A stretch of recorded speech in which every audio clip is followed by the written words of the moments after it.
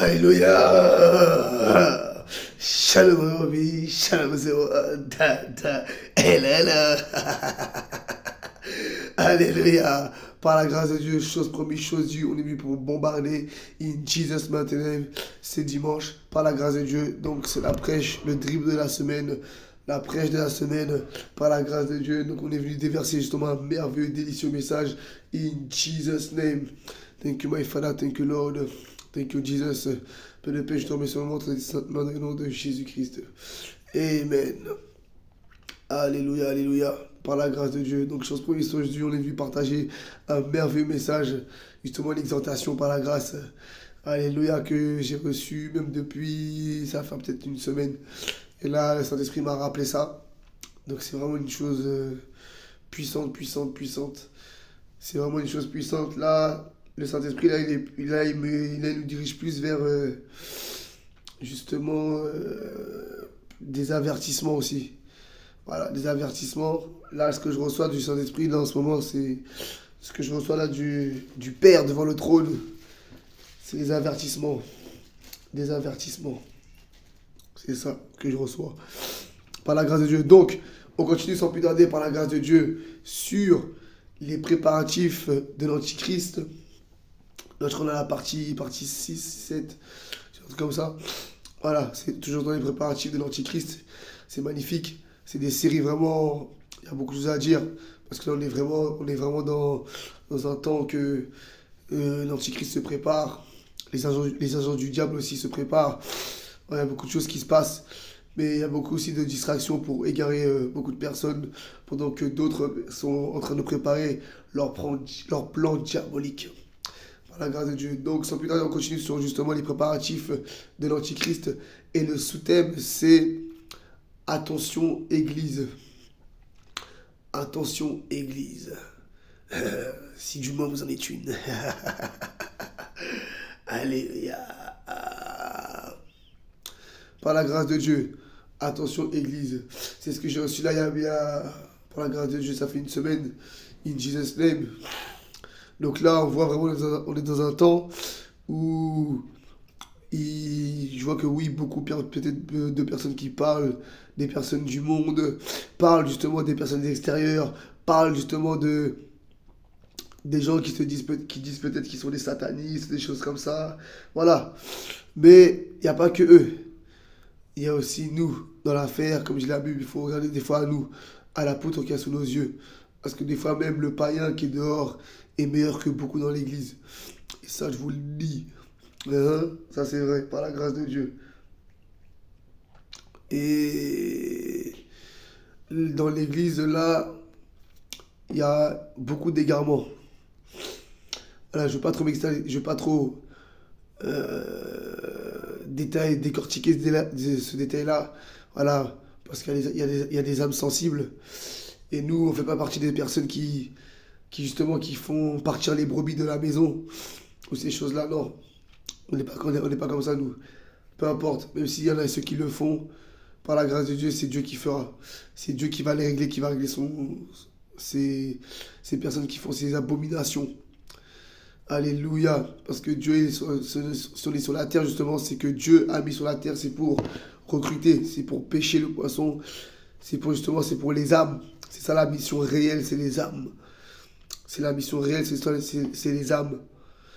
Et s'il y a des personnes qui justement ils sont là pour égarer les âmes, ou même tuer des âmes, ou distraire des âmes, ou établir des stratégies pour faire partir les âmes, sachez que ça, les amis, c'est du domaine satanique. Et c'est pas du tout bon. Après, bon, ça, c'est Dieu qui va régler ça. C'est Dieu qui va régler ces affaires-là, parce que ça précipite vraiment la colère de Dieu, ça. Ah oui. Ça précipite vraiment la colère de Dieu, parce que c'est la raison première de la vraie mission, de l'appartenance à Dieu. C'est les âmes. C'est ça. Ce sont les âmes. Voilà. Par la grâce de Dieu. Donc, petite introduction par la grâce de Dieu. Donc là, on voit vraiment, moi personnellement, ce que je vois, c'est que oui, beaucoup de chrétiens un peu dans l'égarement.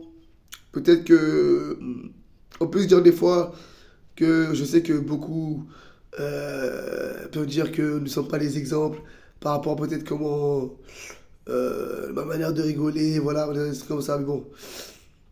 Je ne vais pas trop m'exercer sur ça parce qu'après, bon, ils vont chercher des prétextes et ça va rentrer dans des débats peut-être pour faire pécher les gens. Non, peu importe ce que les gens pensent, moi je vis librement, je connais les limites par la grâce de Dieu, mais je sais tout ça à quoi ça sert par la grâce de Dieu. C'est ce que Jésus faisait aussi. Des fois, Jésus, il rentrait dans le jeu pour des païens ou des gens malades. Quand on dit malade, ça veut dire les personnes qui ne sont pas, des personnes qui sont pas converties. Et Jésus appelait ça des personnes malades, qui ont besoin de médecins. Et Jésus qui est le véritable médecin pour guérir justement les âmes blessées, les âmes sensibles. Alléluia. In Jesus' name. Donc, nous sommes là sur terre pour justement recruter les âmes, pour conquérir les âmes. C'est la mission réelle pour Dieu. Et si ces âmes-là sont malades, c'est la mission justement de les ramener, d'être le médecin comme Jésus-Christ l'a été, par la grâce de Dieu. Et comme nous voyons là qu'il y a un égarement, il y a un véritable égarement. Moi, je voulais parler un peu, oui, de mon cas, moi, par la grâce de Dieu. C'est que oui, beaucoup disent peut-être que beaucoup. Enfin, c'est pas peut-être, c'est que c'est sûr, c'est Dieu me l'a dit. Et je le vois aussi. Je le vois aussi que beaucoup peut-être se dire oui, peut-être que ouais, c'est lui, c'est pas un vrai serviteur, regarde ce qu'il dit, regarde ce qu'il fait, ceci, cela. Et je vois qu'il y a des personnes, ils essaient un peu de faire la même chose. Non, alors que je le dis souvent, on n'a pas la même mission sur terre pour Dieu. On n'a pas la même mission sur terre pour Dieu. Et il faut pas tout recopier à l'identique. Non, comme dit la Bible, la lettre tue. Non, il n'y a pas tout à recopier parce qu'il y a des personnes, des fois, quand ils recopient, ils le font mal. Ils le font mal et justement, après, on t'accuse de ces choses-là et après, on te jette, on va dire entre parenthèses, on te jette la pierre. Mais les amis, laissez-moi vous dire que le véritable exemple, c'est Jésus-Christ. Il faut suivre d'abord Jésus. Si tu suis d'abord Jésus, c'est là qu'après Jésus va te diriger dans la raison pour laquelle il t'a mis sur terre. Alléluia, par la grâce de Dieu. Donc voilà, moi j'ai ma mission et chacun a sa mission, par la grâce de Dieu. Voilà. Et pourquoi je dis ça? Parce que je vois vraiment il y a des, bon, je vois des personnes, je ne vais pas citer les églises, hein. Je pointe personne pour rester vraiment anonyme. Par la grâce de Dieu, pour pas que les gens soient, hein, parce qu'on connaît les âmes sensibles, ils sont blessés, tout ça, voilà, après ils vont pleurer, tout ça, bref. Par la grâce de Dieu. Donc, je vois des personnes, mon ami, même dans l'église, hein, il n'y a plus de respect. Il n'y a plus de respect, ils sont dans un égarement. J'ai l'impression que ils sont pas là pour Jésus, en fait. Ouais, ils sont pas là pour Jésus, ils sont là pour peut-être. C'est pas peut-être, hein, je dis peut-être, mais c'est pas peut-être, c'est réel. Ils sont là justement en train de regarder la vie des gens, de voir si la personne réussit, si la personne ne réussit pas. Ils sont en train de scruter des personnes et de s'occuper plus de ces choses-là que de s'occuper vraiment de leur marche sur terre, de leur, de leur mission sur terre, de leur pèlerinage sur terre en tant qu'enfant de Dieu, dans ce monde diabolique. Et je le sais, je le sens, on voit leur cœur quand ils se mettent à rigoler pour ces choses-là, tu vois dans leurs yeux, ils sont à fond dedans, quoi. Ils sont à fond dedans, ils sont dans l'égarement, quoi. Ils sont dans l'aveuglement. Au lieu de s'occuper de leur mission sur terre, de leur salut, voilà. Merci Saint-Esprit, de s'occuper vraiment de leur salut premier. Ils ne s'occupent pas de leur salut, ils s'occupent de la vie des autres. Et de s'occuper de... ils sont pas en train de s'inquiéter, mais ils sont en train de vraiment se préoccuper, quitte à même, des fois, devenir même à faire opposition à la vie des autres, pour pas que l'autre réussisse, ou que là, voilà. Voilà, ils m'ont compris par la grâce de Dieu. Mais bon, c'est eux, en tant qu'enfants, déjà, de un, c'est pas un comportement d'enfant de Dieu. Si tu essaies de mettre des bâtons dans les roues de ton frère ou de ta sœur, ou ces choses-là pour ne pas avoir sa réussite, toutes ces choses-là, pour X raisons, parce que ça, c'est vraiment un comportement de diable. Et peu importe la raison, voilà, peu importe la raison, ce n'est pas un comportement que Dieu a dit d'établir, par la grâce de Dieu. Et quand on voit, si vous voyez ces genres de personnes en train de faire ça, et plus de s'occuper de leur salut, sachez que là, ils sont dans un égarement total. Et on voit vraiment le cœur, où est le cœur. C'est là qu'on voit où est le cœur. Où est votre cœur? Hein? Vous voyez quelqu'un, peut-être vous voyez quelqu'un, un grand businessman, vous le voyez faire ses affaires, vous l'enviez, vous êtes là en train de le regarder, au lieu de vous occuper de Jésus-Christ. Vous êtes là, quand il y a des petits trucs, là, vous êtes heureux, vous êtes content qu'on on se moque de lui ou qu'on essaie de le chercher, vous êtes d'une manière... Non, Église, réveillez-vous, réveillez-vous, réveillez-vous, hein, réveillez-vous. J'entends parler de pigeons. Mon ami, j'entends parler de pigeons. J'espère vraiment que c'est pas pour nous. Mais bon, par la grâce de Dieu, j'espère vraiment que c'est pas pour nous, mon ami. Pourquoi? Parce qu'il ne faut pas confondre les aigles, l'aigle qui représente le prophète, avec des pigeons. Faute grave, mon ami. Faute grave. Tu n'es pas mon ami. Faute grave, discerne qui te parle, qui discerne bien. Je ne veux pas faire des voix bizarres pour dire c'est Dieu qui parle, non.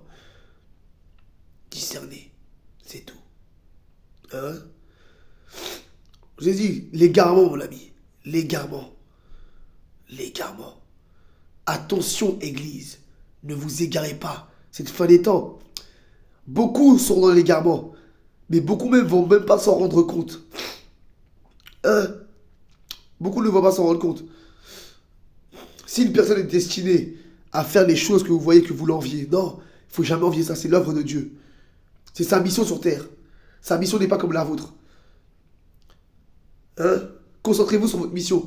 Il y en a même qui sont tellement égarés par justement le bruit de foule, le commérage de foule. Et ils veulent rentrer dans les histoires des gens, ils veulent rentrer dans cette affaire-là alors que ça ne les concerne pas. Mais comme ils voient que la foule est dedans, donc ils vont s'engouffrer dans la foule, ils vont participer au ricanement, ils vont participer aux calomnies, ils vont participer aux moqueries. Voilà, ils vont participer aux moqueries et ils vont même pas rentrer dans leur destinée. Ils vont même pas rentrer dans leur destinée parce que le diable les a égarés, le diable les a aveuglés. Ils sont pas dans leur couloir, ils sont pas dans leur chemin. Ils sont dans la distraction, ça c'est la sorcellerie, ça. La distraction. Donc sans putain de on va commencer à lire la parole. Vous allez voir. Voilà. Parce que mon ami, pour rendre quelqu'un humble, ce n'est pas des techniques à aborder. Je ne pense pas. Je pense qu'il y a une grosse part de jalousie dans cette affaire. Hein? Parce que pour rendre quelqu'un de humble, je ne pense pas qu'il faut rendre quelqu'un humble avec des méthodes de sauvage. Non, c'est pas avec une lance et je ne sais quoi, avec un bout de pierre en pique. On a mis qu'il faut rendre quelqu'un humble. Non, c'est pas une manière sauvage d'homme de Cro-Magnon, je ne sais quoi, d'homme Erectus ou Homo sapiens que vous utilisez. Non, vos méthodes de primitifs là, mon ami, vous savez très bien que ce n'est pas adéquat. Parce que quand on vous voit avec d'autres personnes, vous êtes mielleux. Vous êtes bien mielleux. Hein? Mais quand c'est certaines personnes comme nous, parce que vous voyez peut-être tatoué, tout ça, voilà, on sent des tranchées, voilà, là, vous voulez faire les durs avec nous. Vous dites, voilà, on va montrer aux gens qu'on sait le mater, lui. Hein? Il fait pas la loi, alors qu'on fait rien de spécial, mon ami, on les calme. Même ma manière de parler, là, mon ami, tout a changé chez moi par la grâce de Dieu. Hein? Dieu, Jésus-Christ nous rend meilleurs de jour en jour, par la grâce. Même mon visage, là, hein? Par la grâce de Dieu. Hein? C'est Dieu qui fait. Par la grâce, ça brille. Hein? Ça shine. Je suis né pour ça. Par la grâce de Dieu. Donc voilà. Ils savent très bien ce qu'il faut. Donc, sans plus tarder, nous allons fermer la parenthèse. Et nous allons entrer dans la parole de Dieu. Quel type d'église qu'il y aura en cette fin des temps et qu'il faut faire attention. Discerner. Au lieu de s'occuper de leurs affaires, de se concentrer sur leur prêche, ou de se concentrer à écouter ce que Dieu va dire.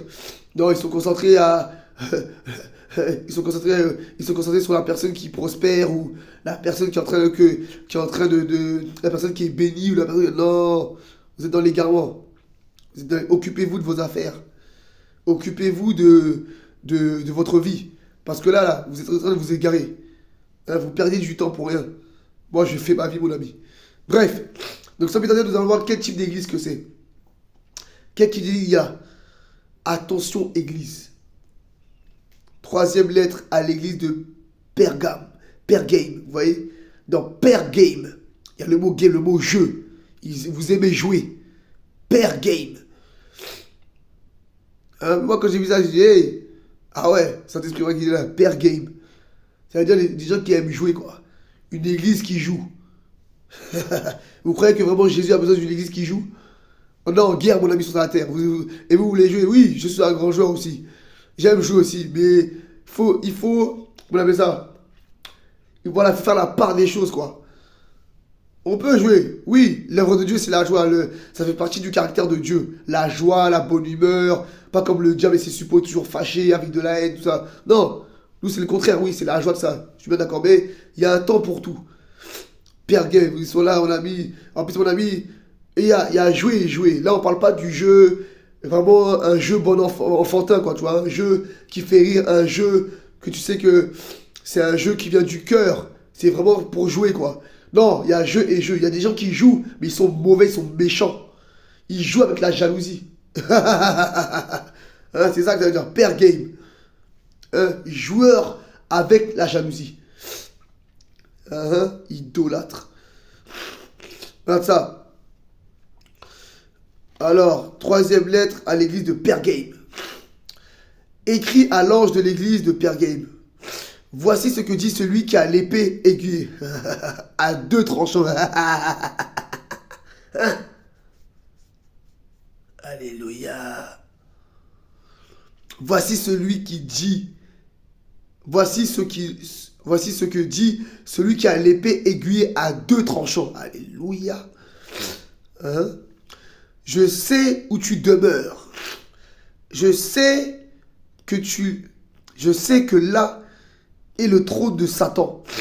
Tu retiens mon nom et tu n'as pas renié ma foi. Même au jour d'Antipas, mon témoin fidèle qui a été mis à mort chez vous, là où Satan a sa demeure. Mais j'ai quelque chose contre toi.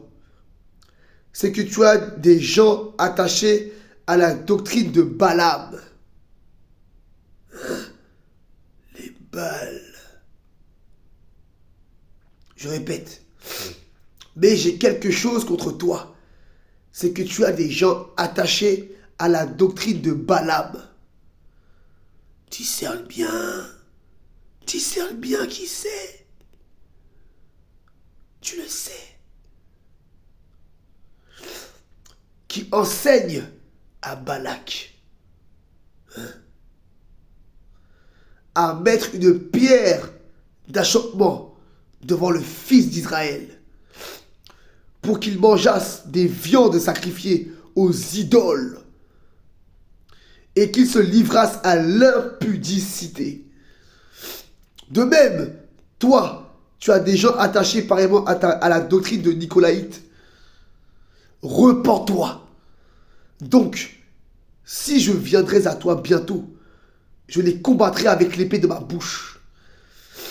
Que celui qui a des oreilles pour entendre ce que l'Esprit a à dire à l'Église.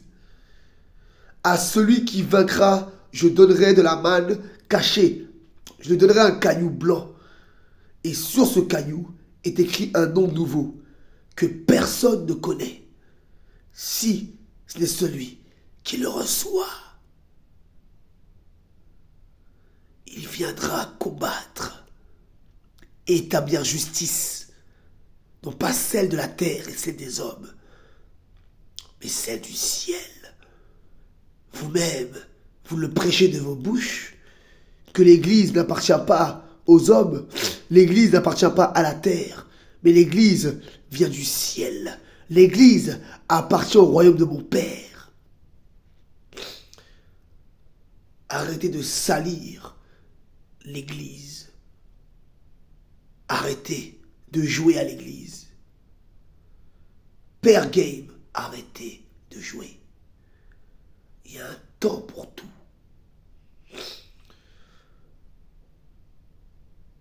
Ça nous indiffère, vos ricanements, vos moqueries.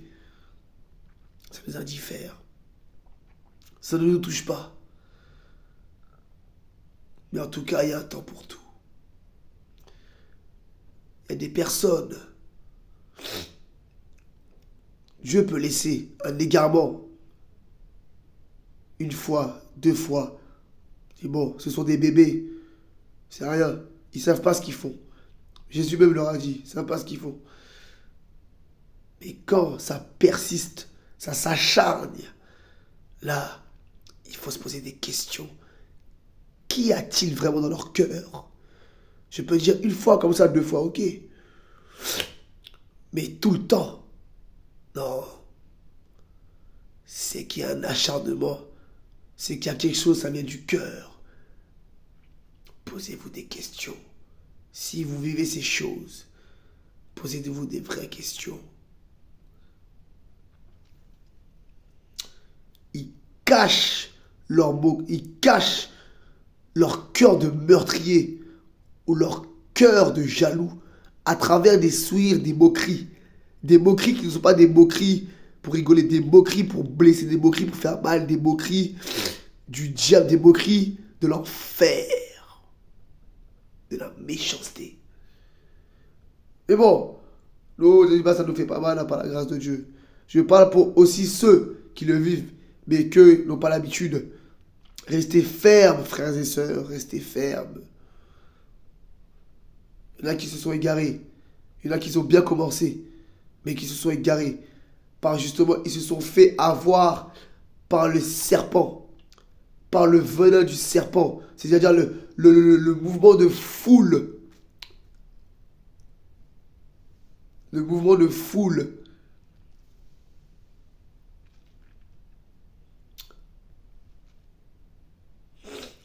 Le mouvement de foule. Et dans ce mouvement de foule, il y a toutes sortes de personnes dedans, mes amis. Vous pouvez voir toutes sortes de personnes. Le diable aussi se cache dans les corps. Il est là, il vous regarde et vous parlez avec lui. Il vous jette son venin et vous l'écoutez.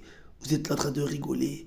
Parfois même il est établi parmi le cercle vraiment de ceux qui gèrent les églises. Faites attention, faites attention. Tout le monde n'est pas tout le monde. Tout le monde n'est pas frère.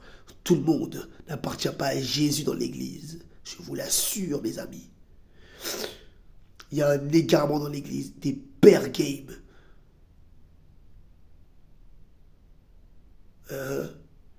Attention, église. Je crois même que je vais changer le titre.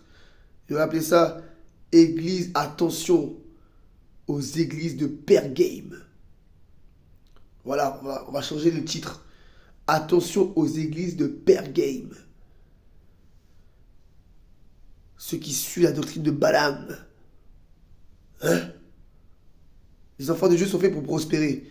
Mais quand vous voyez quelqu'un, hein, quand vous voyez quelqu'un qui reflète la parole de Dieu sur la terre, vous l'enviez, vous êtes jaloux.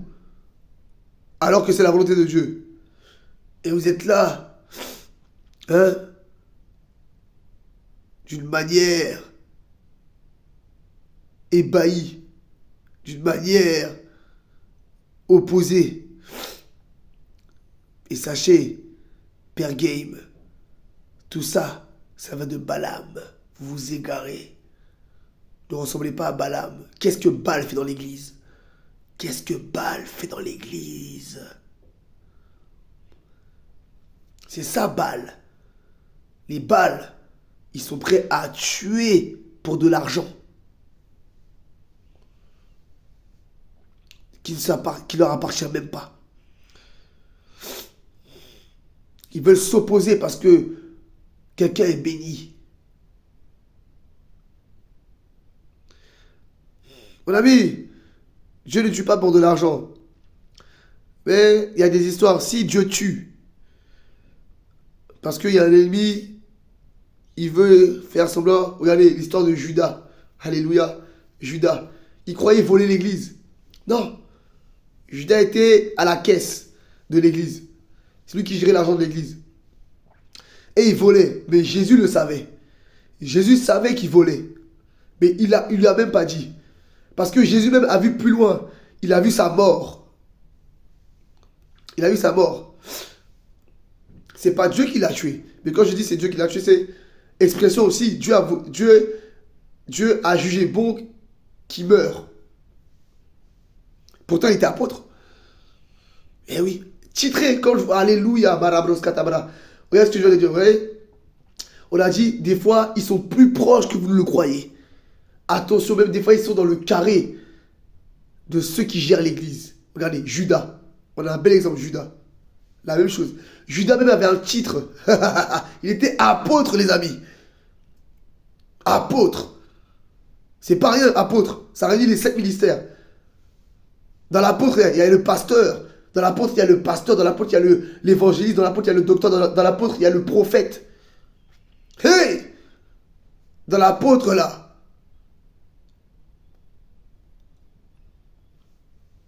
Judas. Et pourtant, il était à la caisse. Il volait. Il volait l'argent de la caisse. Jésus l'a laissé. Jésus savait. Mais Jésus l'a laissé. Parce que Jésus a vu plus loin. Il a vu sa mort physique. Parce que une fois que tu voles là, la mort spirituelle est déjà là, mon ami. Une fois que tu te mets à voler, c'est que spirituellement, tu es déjà mort. Ça, c'est sûr. Donc, mon ami, surtout si tu voles un enfant de Dieu. En plus, là, il volait l'église, c'est encore pire. Tu volais un enfant de Dieu. Dis-toi que ton physique, là, si tu te reprends pas, tu rembourses pareil. Je paye pas cher du abracadabra. Hein? Je paye pas cher de ça. Bref. Et Judas a disparu. La mort de Judas a fait le buzz. Ça fait le buzz, mon ami. Attention, même l'endroit où il est mort, ils appelaient ça, comment on appelle ça? Le terrain du sang, le lieu du sang, dire comme ça. Hein? Ils ont même attribué un surnom au lieu où Judas est mort. Tellement que ça avait choqué sa mort. Parce que Dieu a voulu que ça se répande pour répondre à un message à l'humanité, pour dire, hey, on ne me vole pas. On ne vole pas l'église. Impossible. Impossible. Sachez que si vous faites ça là, c'est du suicide. C'est du suicide, les amis. C'est que votre vie sur terre là, elle est écourtée. Vous l'avez écourtée vous-même. On n'est pas responsable, mon ami. Ce sont les règles du jeu. Tu voles un enfant de Dieu, mon ami, ta vie sur terre elle est écourtée, ça c'est sûr. Surtout si tu ne rembourses pas. Hey, hey. Hein? Et en plus de ça, tu deviens mon esclave.